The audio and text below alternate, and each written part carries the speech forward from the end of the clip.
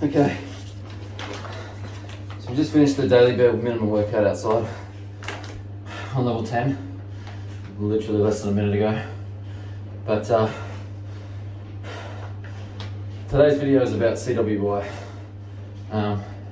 If you haven't heard it called that term yet, it's the acronym that government in Australia is now using for cold water immersion, or ice bathing, like I'm doing right now.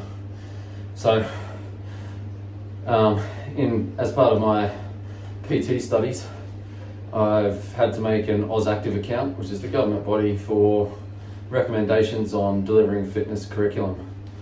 And as part of that, you get the weekly emails, monthly updates, events, networking, all that sort of stuff. So if you do want to take on a personal training certificate, definitely go and contact Fitness Institute. You'll find the links in my bio. And get on board with those guys, and they'll put you in all the right groups, all the right people, and you can get your fitness teaching career underway like I have. But today, I've printed out what the government is now recommending for cold water immersion, because as you've all seen, there's plenty of it on the internet. Every second bloke is out there doing an ice bath every day, throwing out motivationals and challenges and whatnot to generate views, but they're not really talking about the science, and there's a lot of confusion in all the comments. So I just thought, let's go through what they've released. The findings that they've got are from a somewhat suspicious source. If you're abreast of what lobbying does to government recommendations, then you might want to go and check these sources out yourself. But obviously, there's also legitimate sources. We've got Royal Lifesaving Queensland, Australia, the ausactive.org.au, you can go check that out anytime you want. SPASA, the Swimming Pool and Spa Association, is a member-based organisation dedicated to advancing the pool, spa and outdoor living industries in the Southern Hemisphere. So,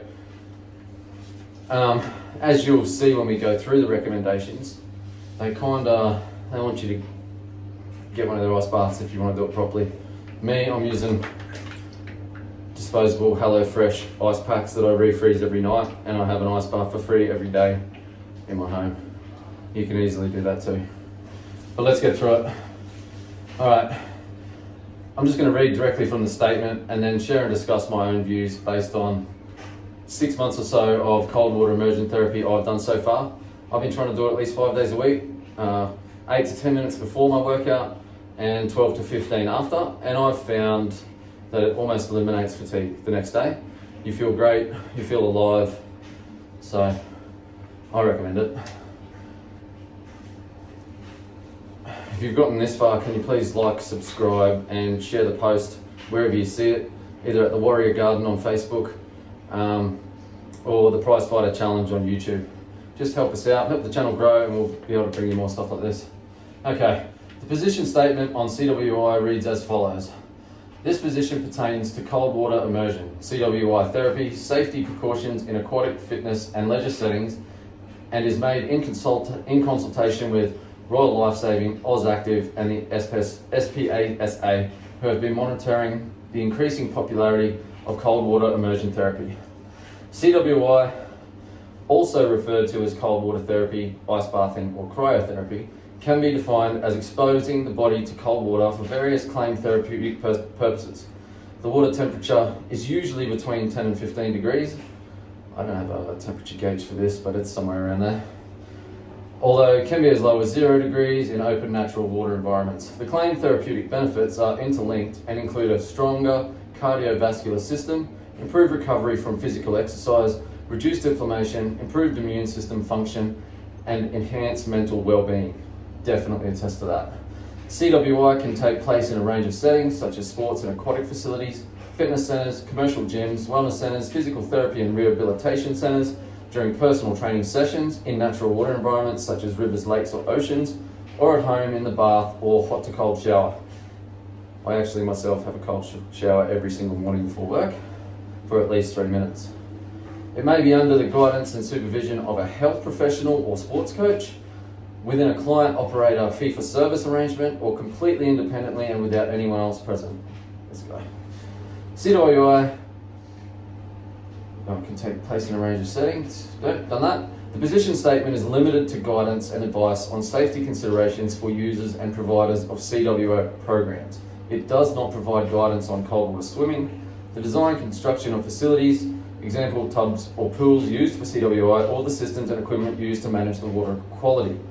Water quality is a big thing, and the reason that I use disposable ice packs that I wash and refreeze in their own basket and separate from everything else in the freezer.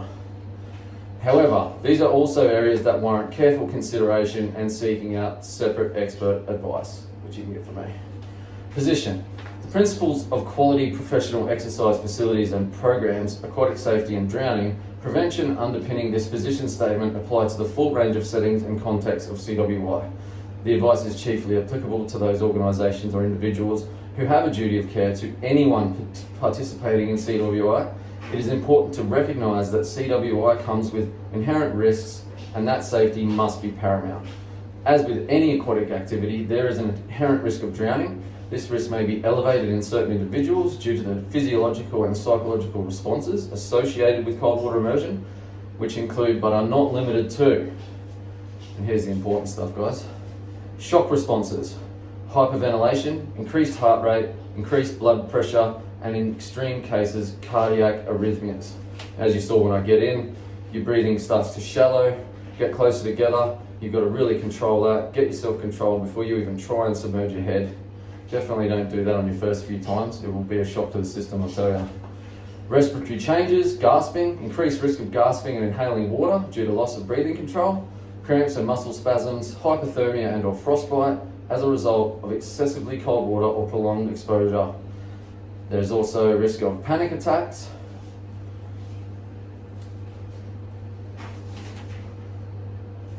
And that's it for that section. For these guidelines, we refer to Royal Lifesaving Australia, AusActive and SPASA. We advise that CWI can be conducted safely by adhering to the above advice, the applicable laws, codes of practice, standards and industry guidelines. So we've got the green light. Essentially, we've had the green light for a fair while. These things have been in therapy centres for quite a while, but having access to this document can definitely help you do it safely at home by yourself. However, there remains a potential risk that an adverse incident could occur and vigilance is required. The below steps should be taken to reduce the risk and maximise safety when facilitating or participating in CWI. Screening and assessment. Participants should undergo a pre-activity screening to identify any contraindications or underlying health conditions that might increase their risk during CWI. It is advised that pregnant women, individuals with any chronic or serious illness, or that are on certain treatment programs or medications, and or with heart problems, circulatory issues, high blood pressure, autoimmune disorders, or increased sensitivity to cold, as in Raynaud's disease, are at an elevated risk. Participants must have informed consent.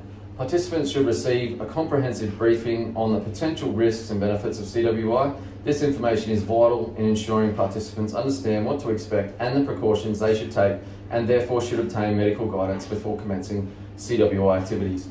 Definitely worth covering your own butt. Preparation and warm-up. Participants should be trained in how to regulate their breathing during CWI to minimise the risks associated with shock response. Participants should also do adequate warm-up, warm-down before and after CWI to minimise the risk of hypothermia and injury. Acclimatisation. Cold water exposure should be given shorter durations and gradually progress as the participant's tolerance increases. In the context of cold plunge pools, the neck and head should remain out of the water at all times, almost all times. Water temperature. The water temperature should be carefully monitored and controlled. It should not be so cold as to cause extreme stress on the body. A temperature range of 10 to 15 degrees C is generally considered as safe for most individuals. Colder temperatures can be used, but this increases the risk of extreme stress on the body, and appropriate risk reduction steps are strongly advised. Risk assessment. A thorough risk assessment should be undertaken, and the outcomes should feed into the organisation's broader risk management plan and other critical safety systems such as emergency management and supervision planning where applicable. Supervision. In the context of an aquatic facility, a qualified and trained professional, e.g. a lifeguard, should be present at all times to monitor participants, provide guidance and respond to any adverse reactions or incidents. The supervision arrangements should be documented in the facility supervision plan. Don't let Christy find out about that. She'll have her Baywatch gear on in a second. Emergency management. Well established emergency procedures should be in place and regularly practiced. The emergency plan should document the roles and responsibilities of those responsible for supervision and response, as well as access to rescue equipment, oxygen defibrillators, thermal blankets, and medical support. Sanitisation. The water in CWI may require appropriate sanitation dependent on bather load, filtration and circulation to maintain healthy water quality.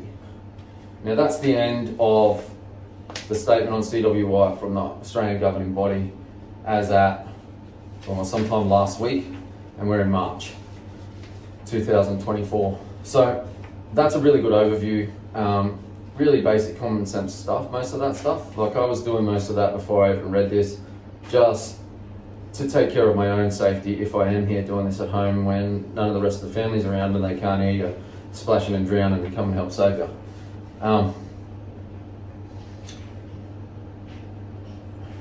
And the rest of that there has got all the details and contacts for all of those organisations, so you can go and check them out yourself. All right, so that's it for the government position on CWI. I know a lot of you out there have been doing ice immersion, let's say for centuries, even millennia. We know that the Nordic peoples have always jumped in ice baths after their workouts when they were training as Vikings, jumping off their ships in the cold seas before working out and training with swords, all that sort of stuff. So it has been around for thousands of years. Don't think it's a new thing just because it's really been taken up now in your internet communities. So if you are interested in it and you think it might complement your workout, definitely watch a few of the previous videos on the channel. You can see me doing the daily bare minimum workout every day. Most of those for the last 4 months or so, I've been doing the ice bath before and after, and I felt pretty great. Other than the dental surgery that I had in the last 2 weeks, I haven't taken more than 2 days off of the daily bare minimum. And as you might read in the Facebook group at the Warrior Garden, you'll see that those 2 days I've been trying to design as 2 fasting days. So we're fasting 48 hours a week to test that side of the industry. We're ice bathing before and after it to test that side, and combining the warm-up of gymnastics, agility, martial arts, all over body workouts so that you can try and get fit in less than an hour a day. All right, so please like and subscribe. Head down to the other videos, check them out. They're quite low on views, so sit there and let it play if you can. That'd be great. But we'll see you tomorrow for more daily bare minimum warrior workouts. I'm Dan. See you then.